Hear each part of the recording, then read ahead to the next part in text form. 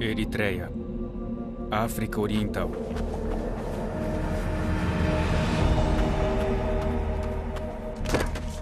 Disseram-lhe que renunciasse a ser um cristão evangélico. E ele respondeu que não faria isso. Disseram-lhe, não volte mais a orar. Ele apenas olhou para eles. Como deixar de orar? Disseram-lhe que haveria problemas se ele continuasse a falar de Jesus para os prisioneiros. Disseram-lhe que seria torturado se insistisse em ler os trechos da Bíblia contrabandeados na prisão. Disseram-lhe que o livro era a causa de todos os seus problemas. Disseram-lhe, desista! Desista, pois é perigoso.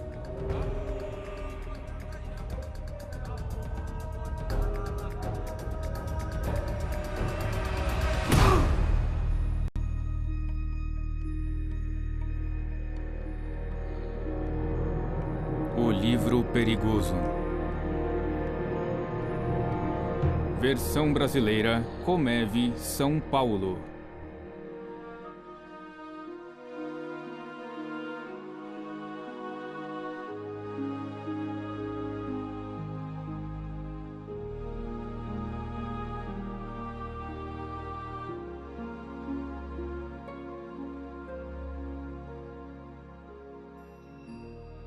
Não parece tão perigoso. Mas Isaac, o prisioneiro que acabamos de ver, discordaria. E não apenas ele, mas milhares em seu país, Eritreia, como milhares no mundo afora, afirmam que este livro é um perigo muito grande. Para esses cristãos, o que vocês verão agora seria considerado um milagre. Observem.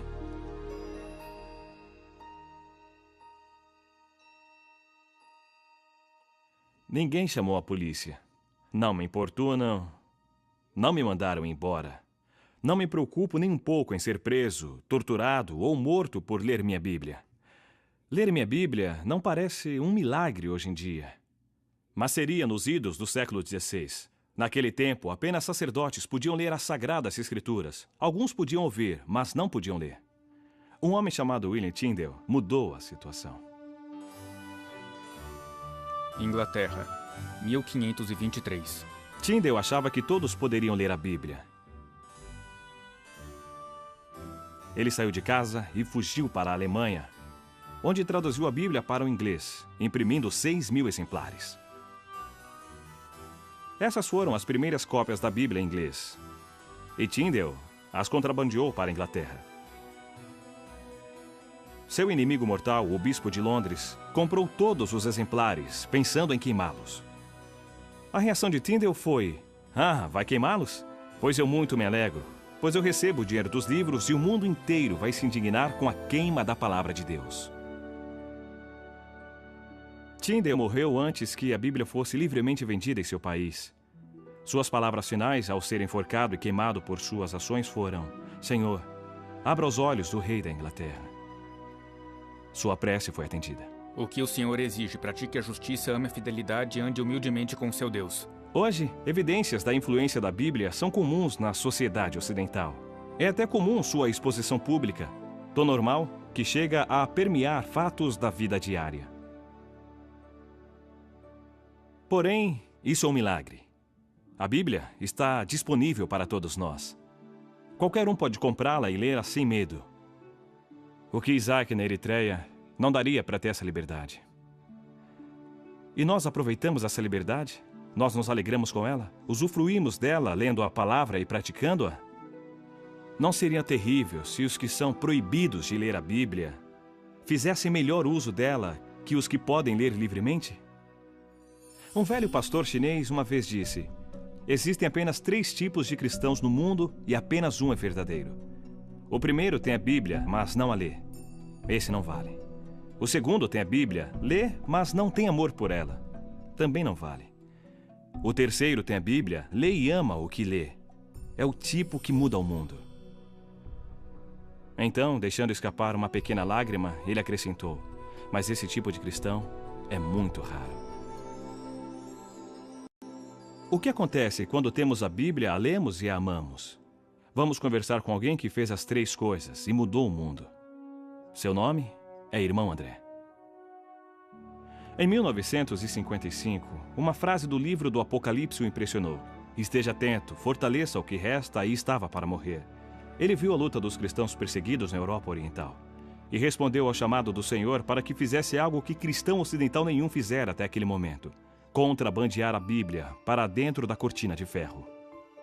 Com Bíblias empilhadas dentro de um Fusca, o irmão André dirigiu até a fronteira sussurrando uma oração que ficou famosa.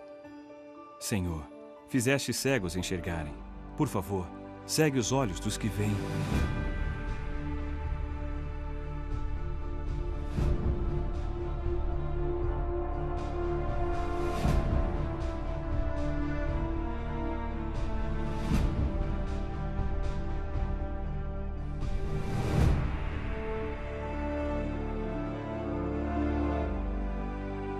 Deus respondeu à sua oração. E o irmão André ficou conhecido em todo o mundo como o contrabandista de Deus. Irmão André, os governantes ainda acham que a Bíblia é um livro subversivo e perigoso. E por que eles têm tanto medo da Bíblia? Porque a Bíblia nos faz novas pessoas. Qualquer sistema no poder, religioso ou político, teme a hora em que Deus entra na vida de alguém, porque agora ela serve a um novo rei. O apóstolo Pedro disse em Atos que devemos obedecer antes a Deus e depois aos homens. De repente, quem está no poder perde o controle sobre o homem que lê o livro. Nós, por meio desse livro, nos tornamos um povo de opinião, povo de convicções tão fortes que nada as abala, mas sempre baseadas no amor, na compaixão e sempre sob o comando direto do Senhor. E quanto aos cristãos que não vivem sob regimes totalitários? Há sentido em dizer que a Bíblia é um livro perigoso, mesmo vivendo numa sociedade livre? Sim, e essa é a razão dos ataques contra nós cristãos porque lemos a Bíblia. O método é diferente, o efeito é o mesmo. Somos muito ocupados para ler toda a Bíblia. Nós seguimos alguns trechos, passagens selecionadas, versículos. Devemos nos tornar pessoas segundo a Bíblia, ler o livro inteiro, toda a obra, pelo menos uma vez ao ano. Se é demais, você é preguiçoso. Como esperar que o Senhor o abençoe, o use e o proteja se tem preguiça de ler sua palavra, pela qual milhares de pessoas foram mortas, profetas foram mortos por ela, os apóstolos foram mortos por ela, mártires da história da igreja morreram por ela, hoje pessoas morrem por ela, e deixamos a Bíblia na estante? Há uma história de uma família na Holanda, onde eu morei. Um pequeno garoto encontrou a Bíblia da família coberta de pó. Levou-a para a mãe e perguntou: "Mãe, esse é o livro de Deus?" A mãe olhou o livro e disse: "Claro que é o livro de Deus." E ele falou: "Por que não o devolvemos, já que não usamos?" Há pessoas que desejarão percorrer o caminho que você trilhou. Então, dê-lhes um ponto de partida pelo qual poderão começar a viver segundo a Bíblia. Qual seria esse ponto? Uma das minhas orações ainda é: Deus, faz-me verdadeiro. Eu aconselho que, ao ler a palavra, diga: Senhor, fale comigo. E o que me disseres, eu farei. E surgirá uma nova vida de aventura que o espantará. Deus o provará. Se Deus não o provar, me surpreenderei. Se você nunca for atacado pelo diabo, me surpreenderei. Mas como? Eu não sou digno de um ataque? Você pede por problemas quando segue a Jesus radicalmente. Mas nos problemas diga: aleluia, eu estou no caminho certo. Siga o livro, siga. Siga o livro. Isso mudará a sua vida. E é aí que surge o perigo. É quando precisamos que a igreja perseguida nos mostre o caminho. Durante a Guerra Fria, eu conheci um fazendeiro da Tchecoslováquia que jamais havia visto uma Bíblia. Ele pregou por 20 anos baseado em 10 capítulos de Atos e em 4 de 1 Timóteo, copiados à mão por sua mãe. Aquelas poucas páginas eram tudo o que ele conhecia da Bíblia. Quando lhe dei uma Bíblia inteira pela primeira vez em sua vida, ele ficou chocado.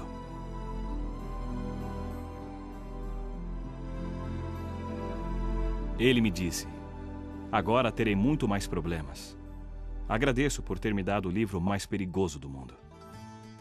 E depois ele perguntou: você tem esse livro há muito tempo? Diga-me, que belos problemas ele lhe causou. Que pergunta! Foi direto ao meu coração. Que belos problemas a Bíblia lhe causou. Ela deveria causar problemas para todos nós? Será que a Bíblia já me pôs em perigo? Ou é apenas um chamado aos irmãos Andrés deste mundo e daquele pastor tcheco? Parece coisa da Guerra Fria. Mas, na verdade, não é tão fácil gostar deste livro. Muitos de nós passamos por períodos talvez inevitáveis em que achamos a Bíblia um tanto difícil, entediante, diriam alguns. Respeitamos o livro, mas não o lemos muito. Não é fácil admitir o fato. Mas nos lugares onde cristãos são proibidos de portar uma Bíblia, lugares onde as pessoas arriscam a vida por seguir a Jesus, a Bíblia tem um valor extraordinário. Encarar essas histórias pode mudar o modo como encaramos nossa Bíblia. Amontoados em contêineres como este, estão centenas de cristãos da Eritreia de hoje.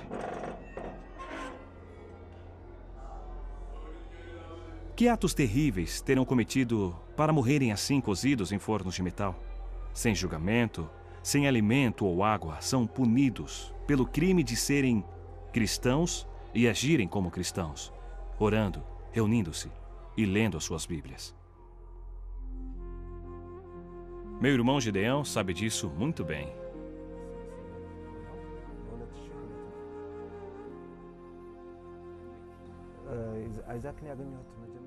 O comandante de Isaac costumava dizer que não o trocaria por 10 outros soldados. Ele era um matador implacável, inteligente e valente. Isaac também gostava de se divertir com bebidas e muitas mulheres.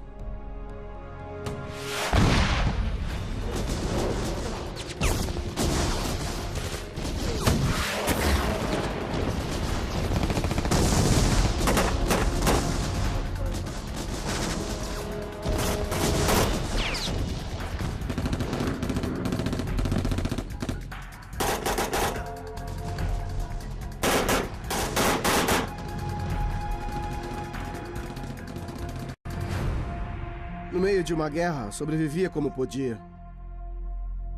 Ele não respeitava os oficiais, que eram condescendentes, pois queriam que ele lutasse.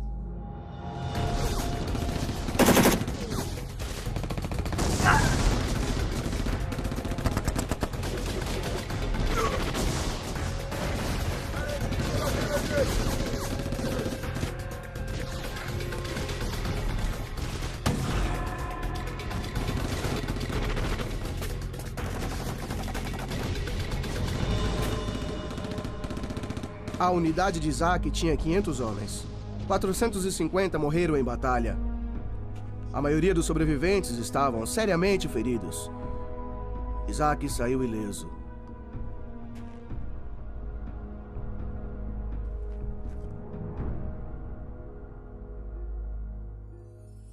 Dois soldados cristãos aproximaram e disseram: "Você foi poupado por um propósito.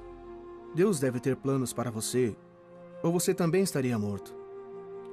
Isaac abriu seu coração e decidiu seguir a Jesus.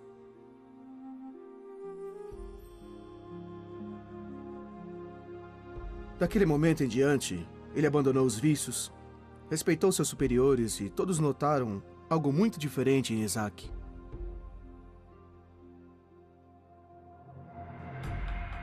O comandante também reparou e ficou furioso. Disse a Isaac: "Você perdeu o instinto assassino. Preferia você insubordinado e bruto, em vez de cristão. Você poderia ser um grande soldado."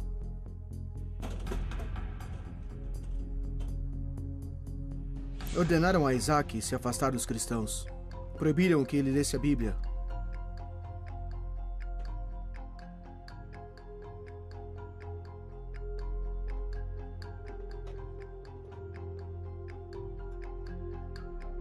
Quando os cristãos lhe deram uma Bíblia, disseram: "Não apenas leia, Devore a palavra de Deus. Deixe ela penetrar no teu coração.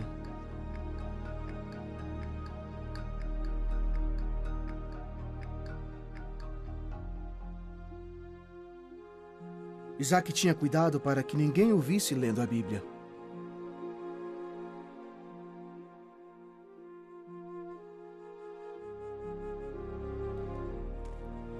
Mas ele foi pego.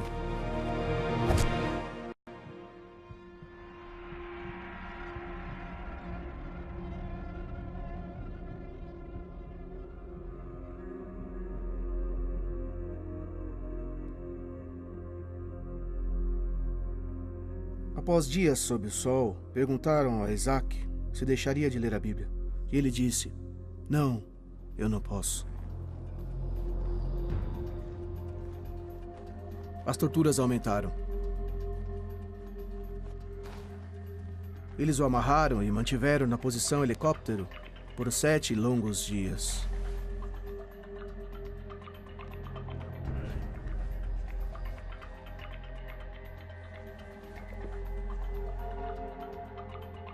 O comandante perguntou então se ele desistiria de ler o livro.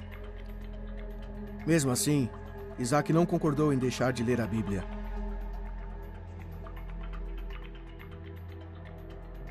O comandante o jogou dentro do container junto com os outros prisioneiros. Havia tanta gente que eles tinham que dormir em turnos.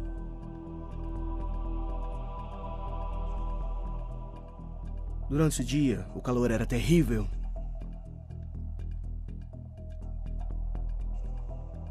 À noite, o frio os fazia tremer.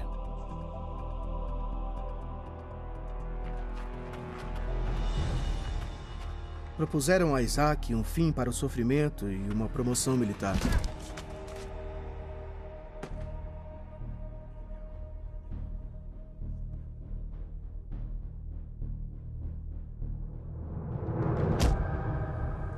Queriam que ele concordasse em abandonar a Bíblia, não falar com cristãos, não falar de Jesus e não orar.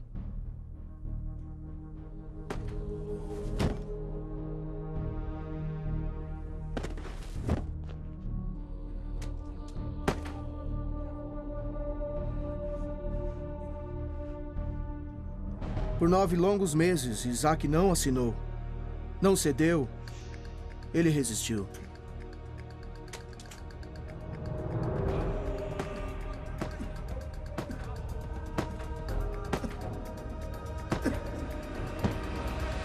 Em 2004, o comandante desistiu. Isaac foi enviado para a prisão na capital, Asmara. Ele ainda está preso. Isaac tem apenas 26 anos. Jamais conheceu um dia sem perseguição. Ninguém sabe quem é Isaac fora da Eritreia, mas na prisão, ele é uma lenda. Novos convertidos fazem fila para obter trechos de sua Bíblia. E ele diz: "Devorem este livro. Ele trará problemas a vocês, mas vale a pena."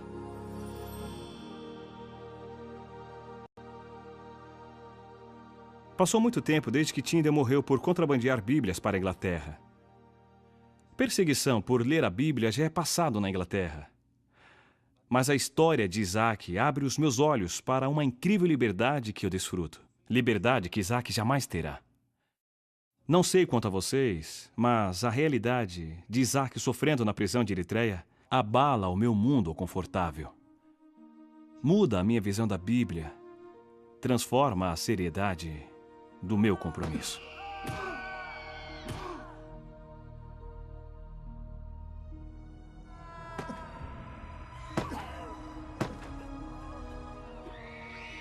Há sofrimentos nessas páginas. Sangue foi derramado e é derramado para que cristãos possam ler este livro. Lembrar-me disso muda tudo. Este é meu pacto de Isaac. Isaac manteve-se firme e jamais assinou um papel dizendo que não leria mais a Bíblia. Eu me comprometo a ler a minha Bíblia de outro jeito. Primeiro, eu me alegrarei com a liberdade que tenho de abrir esse livro e lê-lo sem medo. Não vou mais subestimar isso. Lutarei para manter essa liberdade e por justiça para aqueles que, como Isaac, não têm a liberdade que eu tenho. Segundo, vou me lembrar dos que foram perseguidos no passado, pessoas como Tyndale, que deram sangue para pôr este livro em minhas mãos. Todo o país ocidental tem um Tyndale em seu passado. Lembrarei de orar por cristãos perseguidos que nesse momento arriscam suas vidas para oferecer a palavra de Deus aos seus compatriotas. Terceiro, eu serei radical. É meu compromisso de ler e obedecer este livro. O irmão André disse, examine o livro e deixe que o livro examine você. Siga o livro.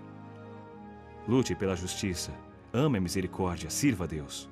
Talvez eu encontre problemas, o melhor tipo de problema. Problemas pela causa de Cristo.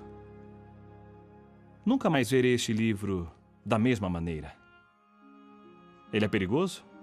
Depende. É seguro sobre a mesa ou numa prateleira.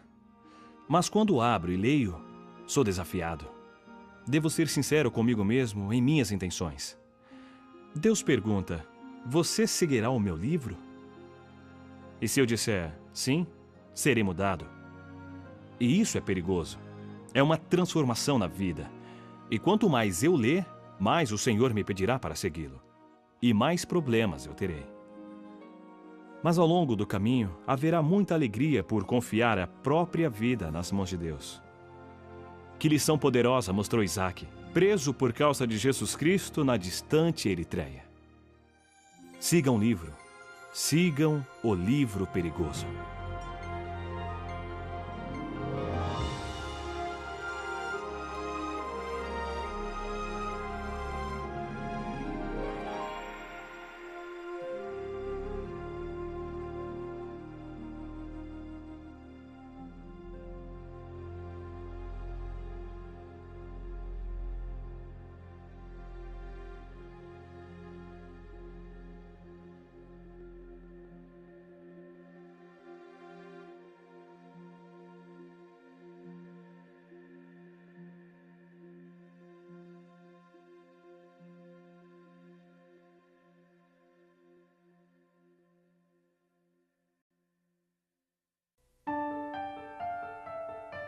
Depois de uma temporada no Ocidente, Samir está de volta ao lar.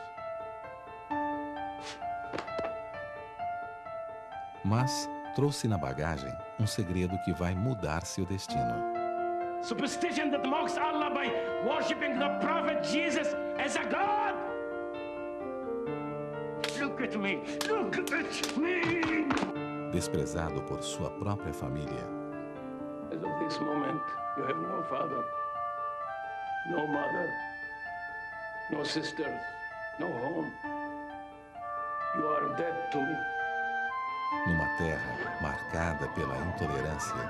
Hey, Christian freak! Say goodbye to your Christian dog. Ele desafiou a tudo e a todos em nome de sua fé. We'll beg Allah for forgiveness. If not, we will send you behind the sun.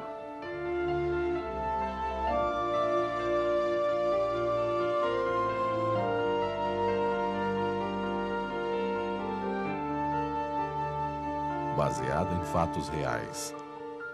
Atrás do Sol. Samir, we both grew up with Islam.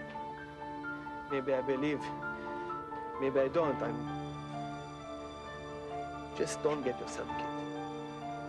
Get out as soon as you can. Atrás do Sol, mais uma produção da missão Portas Abertas que você não pode perder.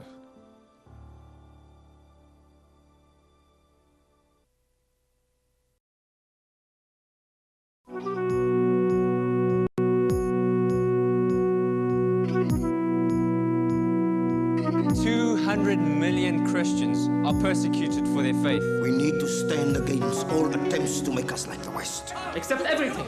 A discrimination. I'll be there with my eyes wide open. The time is right to let people know the reality of many Christians in China. We have to fight for what we believe. A Christian's word counts for only half that of a Muslim. Stay out of this. An innocent man is going to prison. People in the network are praying. He's the one.